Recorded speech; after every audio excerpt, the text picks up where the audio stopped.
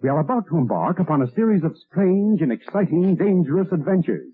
Adventures that will lead us to all parts of the world. Hello and welcome to another Bad Comic Review. This time we're looking at Exit City Issue 1. This is a 2024 series from Mad Cave, written by Mark London, art by Karl Mostert, colors by David Barron, letters by Dave Sharpe, edited by Chris Fernandez. I have cover A by Karl Mostert and David Barron. Cover's okay, it does tell you a little bit about what's going on, even if it is a pin-up. You could tell they're cops, and this is some kind of buddy cop storyline. So apparently, in this universe, a bunch of rich people went all Bioshock and built their own society out on the peripherals of international waters in a place called Exit City. And it seems to be made up of 3 oil derricks, totally not inspired by Bioshock, that eventually grew into this megalopolis. And in this mega city, there are cops, because you have to have police forces to contain the criminal element for whatever rules you do have. And that's explained over the course of like 2 pages. And we learn that in the present,